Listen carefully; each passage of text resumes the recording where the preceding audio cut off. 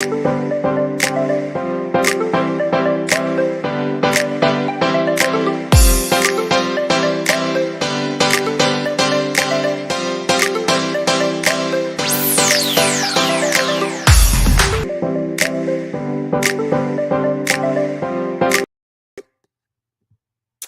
everyone, and welcome to tonight's episode of the Women's Wellness Lounge. Listen, I just gave you guys like a sneak peek of who our guest is for tonight, but I have got to bring you up to speed as to what's going on, what we're doing, and what this month's series is focused on.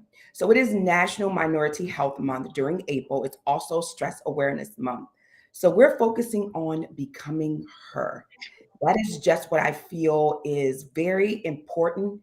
It's appropriate, and it's time for us to sit still, allow ourselves to focus solely on our needs as women.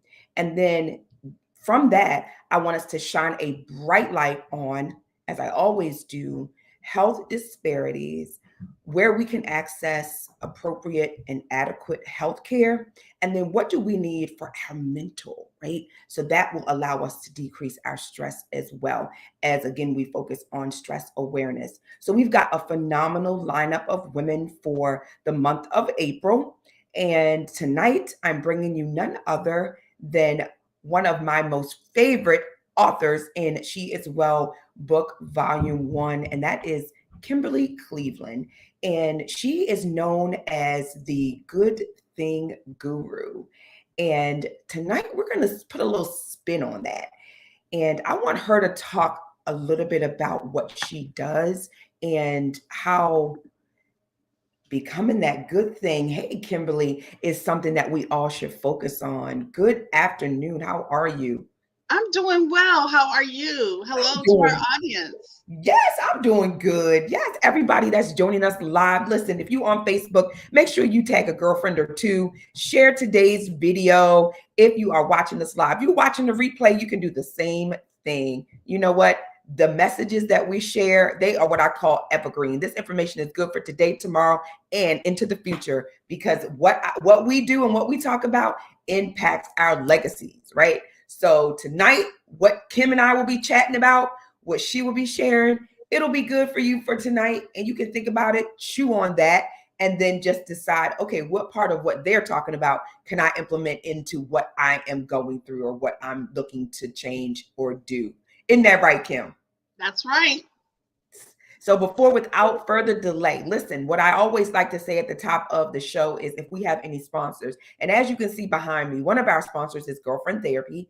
I'm actually at the Girlfriend Therapy Lounge right now, going live. And we also have another sponsor that I will introduce you to, and that is Carrie Croft of the Vitamin M. So she is celebrating 5 years with her business, and it just brings me an absolute joy to partner with those type of organizations that reach deep, far, and wide into the community. So, Kim, tell us a little bit about Kimberly Cleveland and the Wife University. Absolutely. Again, so honored to be here tonight. And we're definitely going to give them a lot to chew on tonight. So let me introduce myself. I am known as the Good Thing Guru. I am a life coach and a relationship coach. I specifically help single women become and wives be that good thing. Scripture says, he who finds a wife finds a good thing and obtains Yes. favor from the Lord. I'm very passionate about helping single women prepare for marriage and also assisting and empowering wives take their wife game to the next level. I Woo, firmly that part. believe, Yes.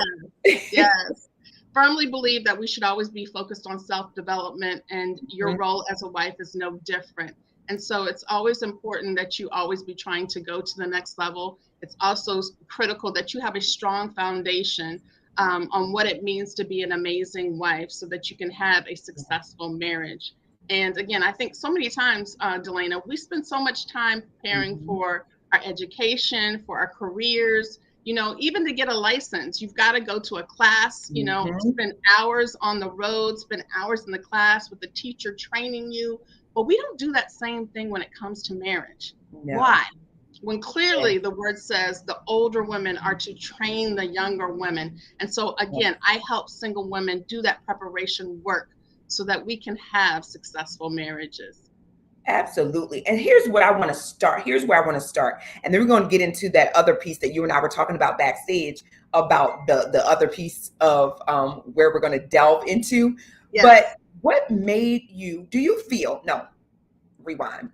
Do you feel that marriage is different now than it was when our parents and our grandparents viewed marriage? Do you think the covenant of marriage has shifted because of what? Distractions, the ideals of marriage. What is it that you feel, just based on your clients, based on what you're seeing, based on what experience? Share with me where you think there's this obvious shift in absolutely. the covenant of marriage. Yeah, it definitely has shifted. I definitely think that the culture and what's going on in the culture and the times of the day affect how we perceive and look at marriage. Hmm. Again, back when our parents got married, things were different. The roles of husband and wife were different. A lot more women were at stay-at-home moms and wives, right? They didn't work. And so that affected how they went about their marriage. And today, both man and woman are out there working. And Yep. so, again, Making moves. expectations of what marriage is and how to function in marriage has changed.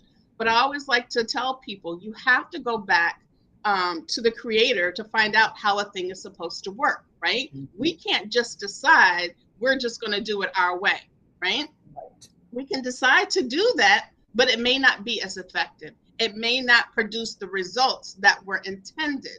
So I Right. always like to say, go back to the divine design. God created Hmm. the institution and system of marriage. He had a purpose in mind. Marriage has a purpose.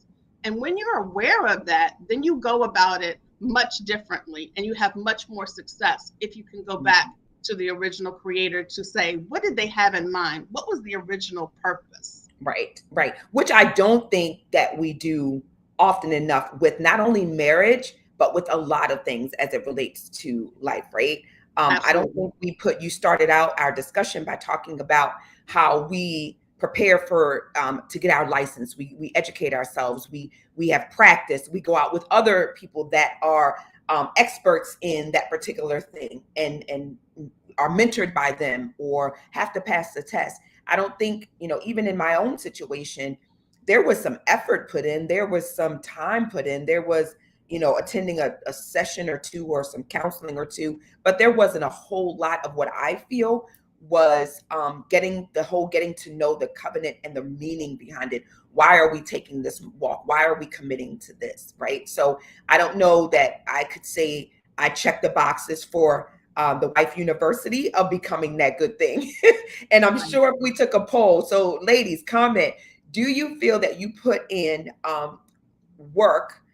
Now, I won't really call it work. Do you feel that you put in the necessary energy and homework, if you will? Instead of saying work, I'll say homework between you and your spouse at that time, your fiance or your future spouse, to really make sure that you were becoming that good thing and that your covenant was really covered under the word.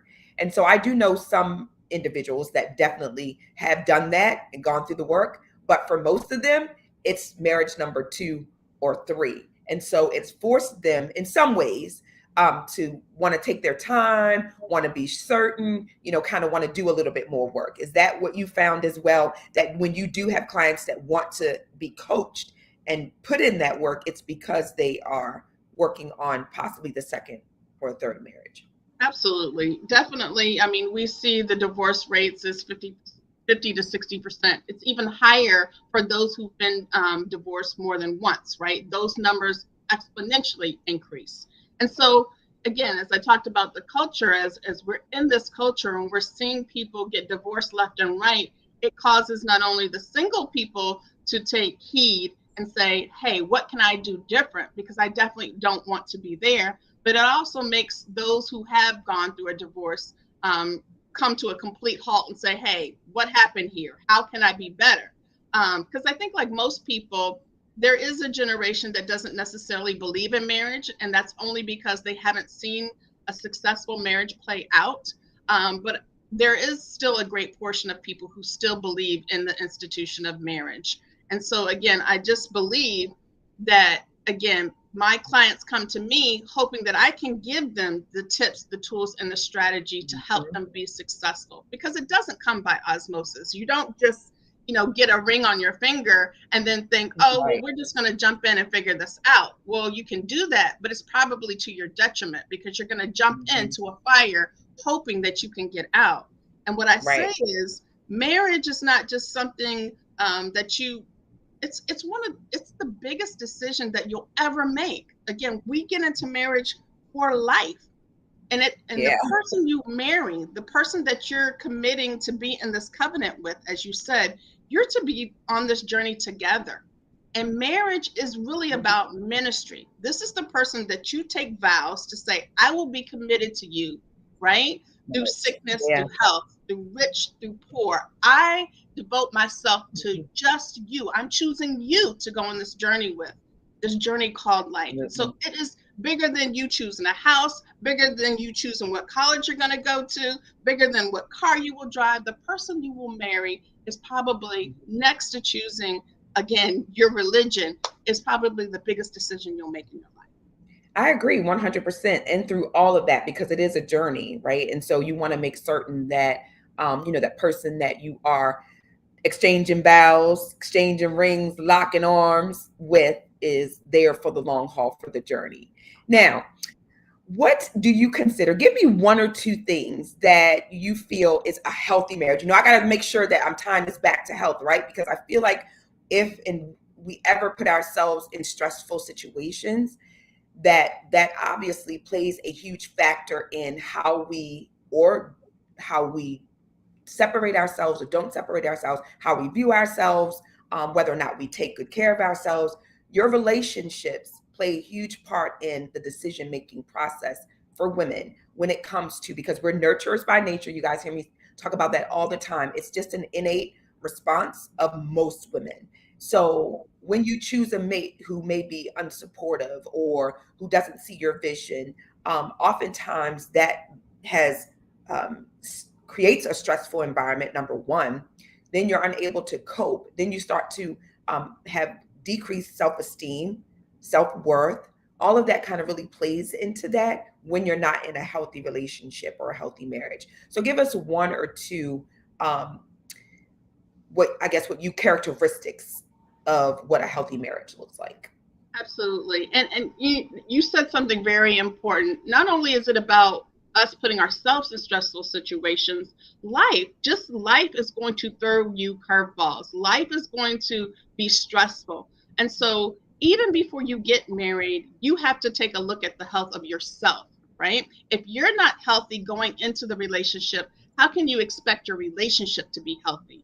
And that's really where I start with my women. I have that good thing exclusive community, and these women join this tribe, and we start from a place of the pain of the past. We want to deal with the pain of the past because we want to get to a healthy state. If we've just had trauma in our life and we've just swept it under the rug, right? Then we're really not healthy. We're just masking it. We really haven't dealt with the situation. And so it's so important that you don't take that trauma into the relationship. So, again, as you so eloquently said, Delana, it really starts with you, right? How are you before you even get into a relationship? What is the status of your health? What's the status of your own self love and self worth? Because, again, if you have low self esteem, you're going to take that into your relationship, and you're going to wonder why this person doesn't make you happy. That's because you're not happy within yourself. You haven't found joy for yourself.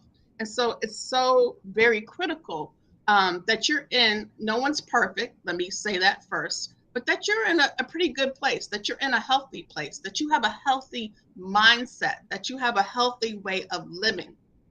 And so, to further answer your question in terms of situations that are non healthy or relationships that are non healthy, there's some key factors there when you're talking about a healthy relationship. Do you have healthy communication? I always say to my women, just because you can talk doesn't mean that you can effectively communicate, which is, again, why it's a learned skill. It's a skill that you have to develop to be able to listen, to be able to attend, to be able to comprehend what your partner is trying to tell you, and then be able to communicate that back to them. Be able to communicate your needs. If you don't even know what you need, but yet you're holding this person responsible for meeting your needs, that's really unfair. That's an unhealthy relationship. That's just, Yes. a couple Yeah. examples. Absolutely. I'm just back here like in the background, like, yes, yes, yes. My husband and I were at an event last week, and we were at a poetry session, and they had asked, in the room how many of us were married and then the length of time of our marriage, etc. And then he went on to further ask, so what's the key or what's the secret? Because he and his fiance were there. She was there supporting him, and they're getting married soon. And so he was just, I guess, asking, for some wisdom. And the first thing out of my mouth was communication. Period. That's like one of the first things that I say based upon exactly what you just said. Communication is not, and it's effective communication is probably what I should have said, not just a communication, but effective communicate, right? We can all communicate. It's just, are you communicating effectively? Are you just yelling? Are you just getting your point across? Or are you saying what you need to say, and is it being received in that manner? So yeah, I 100% agree that, we definitely have to have healthy, effective communication, because what you perceive and what you feel and what you see, your mate may not, receive that in the same way and or understand it as well. Absolutely. Yeah. So, but at this time, all right, I'm going to put a pin in it because I want to do a quick commercial break brought to you by our sponsor, who I mentioned earlier, is the Vitamin M. And so I want you guys to see her 5-year anniversary. I already have goosebumps. It's happening next month. So just take a look for yourself. And then, Kim, we're going to pick back up with something where we just talked about having that healthy, happy relationship. We're going to pick back up with that in a moment. The weather is breaking and the numbers are low. The Vitamin M Box is coming to Richmond to celebrate our 5th year anniversary.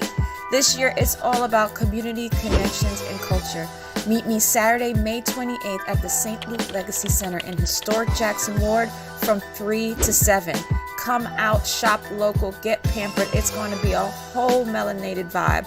Hosted by your girl, Corinne Carter. Go back in history, the St. Luke building was really like the epicenter for Black business. Enterprises, Maggie L. Walker, her St. Luke Penny Savings Bank, the St. Luke Order. If you were anybody doing business through Richmond, you came to the St. Luke building. It's the Vitamin M Richmond experience where we shop and support Black-owned everything, baby. See you Saturday, May 28th.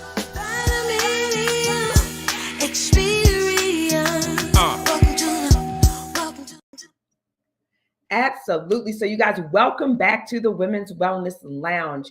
If that moved you and you want to be in the house on May 28th, make sure you go to thevitaminmbox.com. For all of my viewers and listeners and Women's Wellness Lounge family, you get a fam discount by putting in WWL15 to get that Women's Wellness Lounge discount. If you can't attend, you got family in Richmond, then you can purchase the ticket for them and allow them to show up and support in your place. And at the same time, you will be supporting an amazing brand. So, Kim, just before break, we were talking about healthy relationships, effective communication, and I'm smiling from ear to ear because I posted something a little earlier on social media about what we will be chatting about. And I said, happy life, happy wife. And backstage, we were talking about, you were like, did you put a spin on that? I was like, you know what? I don't think I intentionally meant to put a spin on it, but maybe I did. So the original quote is happy wife, happy life. But I flipped it a little bit, and I think it's appropriate for where I am right now in not only my marriage, but in my life, that if I'm happy, then life is good. Yeah. What do you think about that? Is that a way to view it? Is that kind of like that 30,000 foot view versus that turtle view of that quote? Right. I do. I like the interpretation of that, because the connotation of happy wife, happy life means as long as she's happy, then everything's good. But a lot of times, again, going back to the purpose of marriage about ministry, it's just as important for him to be happy, right? Yeah. Just because you're happy and he's unhappy, that's probably going to lead to a divorce. So I like the spin that you put on happy life, happy wife. If you're happy with your life, again, if you found joy internally, if you've done your own self work and life is good, then more than likely when you step into a relationship and become a wife, then you're going to be a happy wife, right? Yeah. But you first, again, have to start with you. It all starts with you first. Yeah. And I think that's just the way my brain thinks, which is why I wrote it like that. I didn't even realize it. So maybe that's a good thing because that, being able to approach it in that fashion. Again, as I said, that's kind of where I am in my life. So ladies, take that for what it is. Flip that quote, make it work for you. You being happy, I think, is what you bring into the relationship, really in any relationship, because you're bringing a happier self into any situation. So that's going to lead me into the next part of what I want to talk about is how we Before view you go to the ourselves. next question, can I also Sure. just add to that? When I think of happy life too, life is what really gets you going, what really gives you energy, right? Because the opposite of life is death, right? So when I think happy life, I have to ask myself, well, what gives me life, right? What gives me passion and purpose? That's another thing that I think it's important as women. We don't necessarily get trained to look at. We kind of get trained to, again, go to school, figure out, go to college. It doesn't really matter what you pick as, what you're going to get a degree on. Just get a degree, right? Is what our parents tell us. But it's really, when you hit that 20 to 25 mark is really when you have to say, hey, for me, what are my core values? What are my core beliefs? What really do I find passion in? What really serves purpose for me, gives me purpose? That's really what it means to have a happy life. Exactly. And I can honestly say, for me, and this is my second marriage, that in my first marriage, we always say that, you can, what is the mature? So I can say that the 20 something me is totally obviously different because of life experiences is different than the 50 something me, right? I got married at late 30s into my 40s. But do you feel that with that, we mature? So what we consider to be the happy life obviously is going to be different at every stage of life. Absolutely. We're always growing and evolving. If we're not growing and evolving, then we're dying. And that's another key thing about when you talk about a healthy relationship is learning to grow together, right? That's the Know key. that the person that you married at 20 is not the person you're going to be married to at 30, is not going to be the person you're married to at 40, and not the person you're going to be married to at 50. Give room for that person to evolve, and hopefully you're part of your spouse's growth to their benefit, right? And vice versa. But you want to be intentional about growing together. What does that look And I was like? just getting ready to see, I think that's key, because there can be growth and acceleration in one part, but not in the other. And then that's where the happiness part of it may fizzle out for one versus the other. That can get real deep. Yes. Which is And why again, growing together is important. yes. And that's why communication is key. You gotta always be communicating with each other what's going on with each other, right? In terms of, again, where you are in your mindset, where you're now. I used to think this, but now I've matured, I've grown, and I'm starting to think this. I'm leaning into this. So it's so important that you begin to communicate that with your partner, because your partner may feel, they wake up one day and it's like, you've changed. Well, yeah, I have. Where have you been? Yeah. Where you been? Yeah, this is me. Or saying, even changing your wording to say this is us, right? To say this is us, all inclusive. I've actually been more intentional about that as well.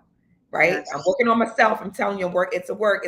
And that's one of the comments about that same time frame I was telling you about the event that we went to, And that was something that someone did say, is that you are always evolving and working on yourself. And that's part of what makes an effective, happy marriage as well.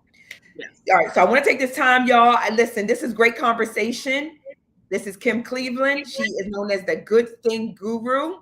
And we're talking about having effective communication during your relationship. Not necessarily your marriage, whatever relationship you find yourself in, having effective communication throughout that. Those are, to me, some of the hallmark things that is necessary for a enriching relationship. I want to say hello to some of our ladies that are joining us live, and men. I see my husband on here. His ears must have perked up. I talked about him. Hey, hon. We also have Christine Walker that's joining us live as well. Hey, Miss Christina. We got Mai Merrill. How are you, Miss Mai? That's joining us. Who else we got on our live with us? Marcella. Hey, Marcella. She's completely agreeing with us, by the way. She said, I never was a fan of the original quote.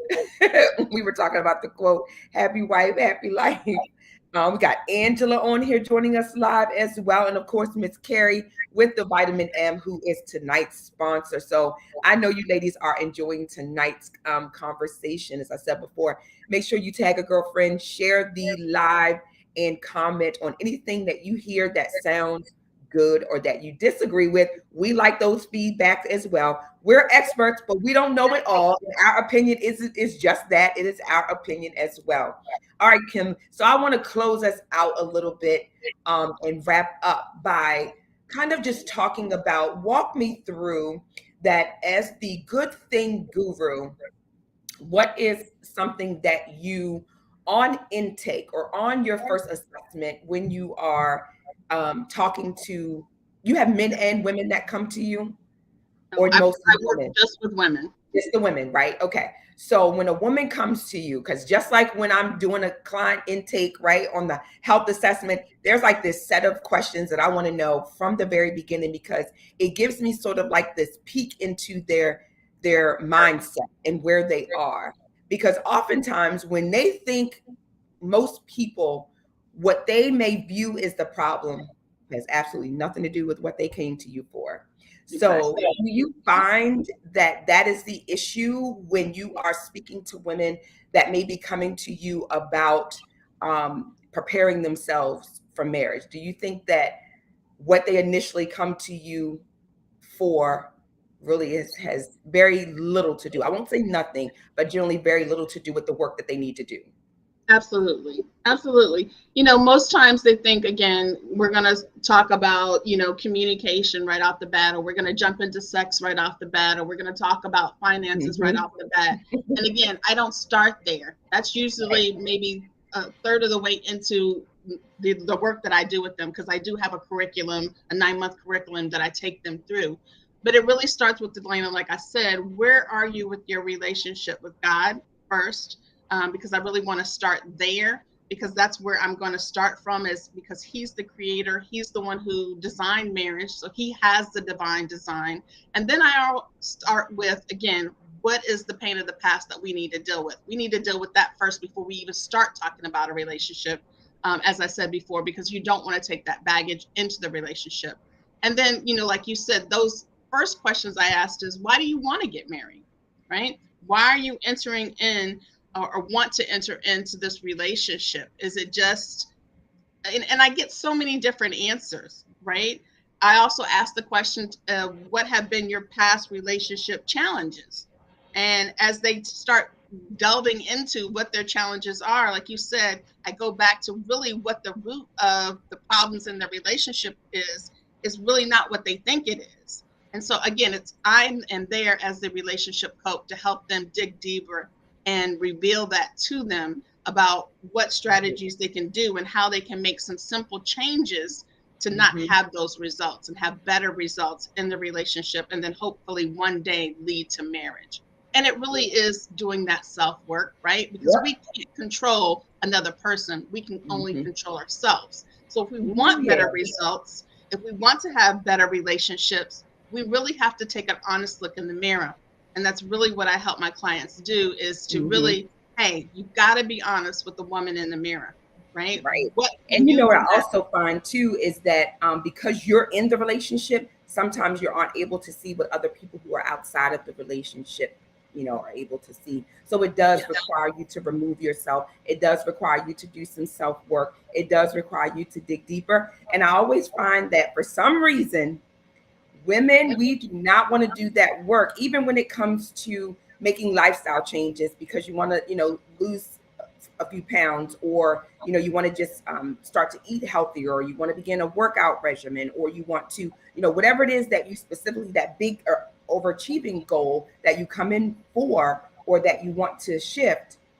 There is work to be done underneath that before we can achieve that. So um, the same thing with becoming that good thing. I see you. What you getting ready to say? The other thing, Delana, and we were just having this conversation with my ladies this week, is this not Mm-hmm. only is it that we don't want to do the work, sometimes we're okay with doing the work, but it's really we want the instantaneous results, right? Yes, And so we that do was the my work. next. Yeah, yeah, Yeah, we do the work yeah. for a week and we're like, why haven't I lost 10 pounds? Well, honey, you've Mm-hmm. only been doing the work for a week. You've gained Right. those Like we pounds over just 2 years. discovered the work. Right. We just discovered the work that needs to go into, losing the weight. So it's kind of like what I try to set them up for is to say that weight loss is the side effect of you doing these things. So it's almost like you'll only get that if you do these things. Right. Mhm. And it's always, for me, it starts with the neck up checkup. A lot of what we do is up here, and it's a lot of mental gymnastics going on. It's Yes. really just sitting still, understanding what you're doing, why you're doing, and what's connected to what. That's So, it, Delana. Even when you're talking about becoming that good thing and seeing success in your relationships, you just hit the nail on the head. It's really about why am I doing what I'm doing? mm-hmm, And what is the results that I'm trying to get? It's really that shift in your mindset. Okay, like you said, you may have been raised in a family where you were passionate and all you did was yell. But if you yeah, want him to listen to you, if you want him to be connected to you, if you want better results, then maybe you need to do this. Maybe you need to check your tone. He is not going mm-hmm, to respond if you're hollering, right? yeah, How about you are respectful in the way you speak to him? Then you're yeah. going to get the results that you want. Right. Absolutely. It's like you said, doing that work and sometimes not even realizing that's what you're doing because that's you're known to respond that way, or you didn't mean it that way, but that's just how I talk, or that's just how I respond. Okay, well then let's check that. Let's, kind of do this role play so that you can see what's being received by the person Yes. who's, on the receiving end of what you're saying or what you're doing or how you're expressing yourself.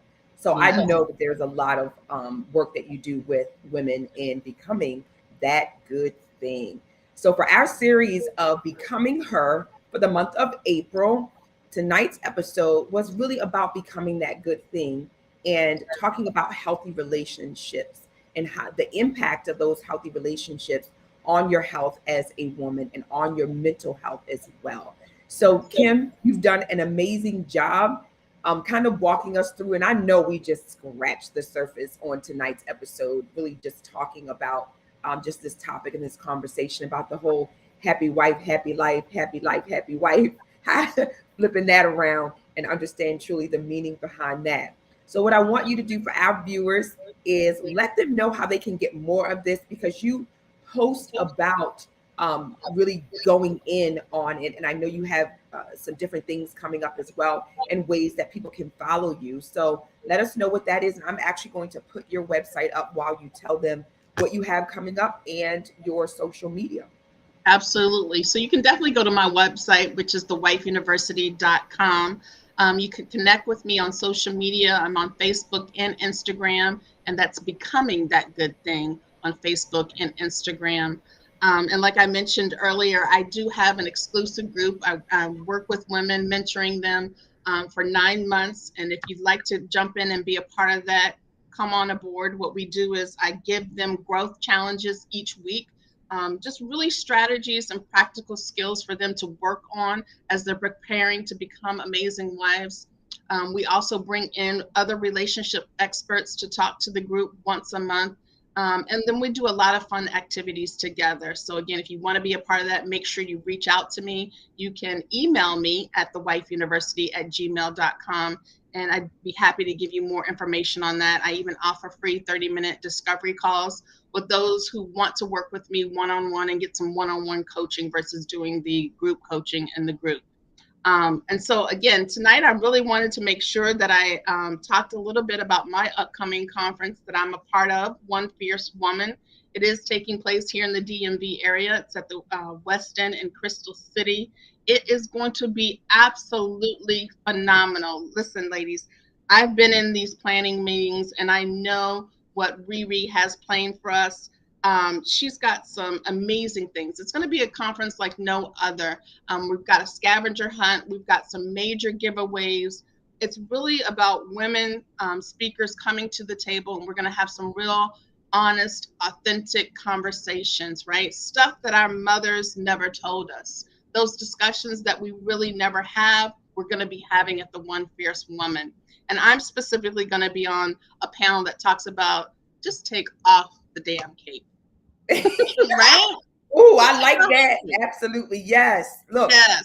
That's a good way to end it, right? Just take off the cape as we talk about, yes. It's okay in certain situations for us. We've gotten this thing of being bosses, right? Bossing up women, but every now and then taking off the cape, embracing our femininity and doing all these great things and wonderful things that I talk about quite often.